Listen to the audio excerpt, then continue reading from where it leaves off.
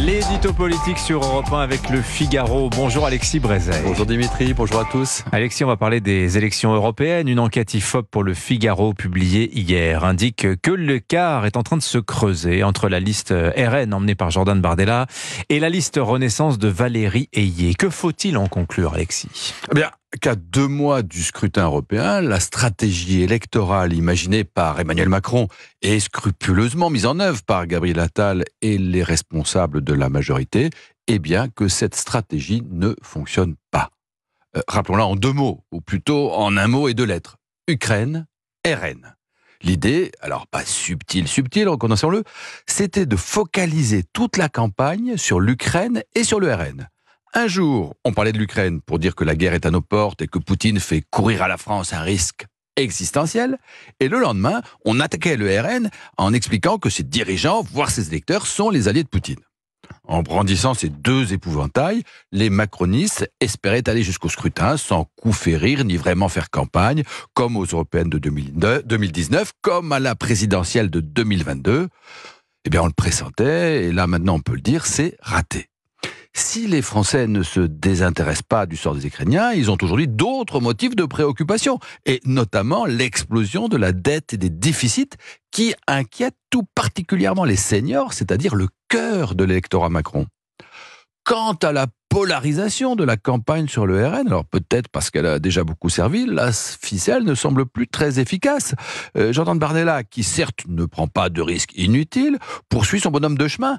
Et ce n'est pas l'effroyable litanie de faits d'ultraviolence à l'école, à l'hôpital et ailleurs, sur fond d'islamisme radical et d'immigration sans contrôle, qui devrait le faire reculer.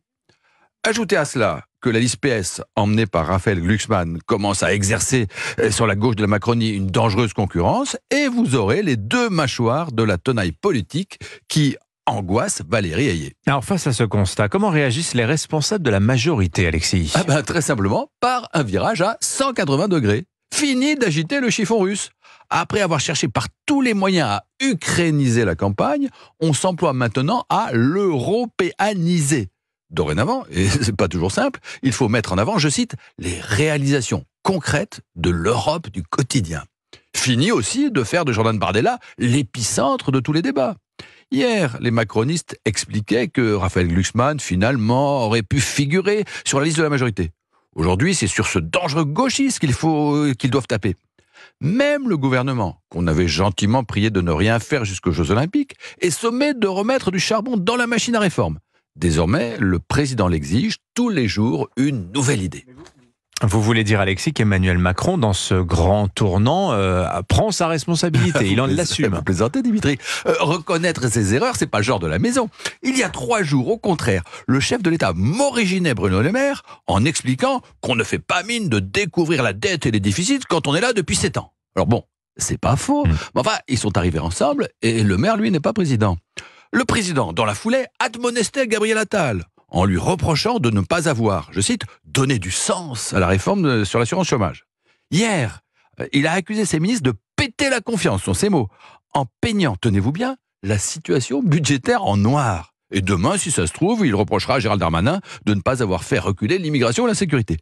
Bref, si tout va mal, si les élections européennes s'annoncent calamiteuses, ce n'est pas que la stratégie d'Emmanuel Macron est mauvaise, c'est que ces consignes, vous l'aurez compris, ont été mal comprises et mal exécutées. L'édito politique sur Europe 1. Merci Alexis Brézet.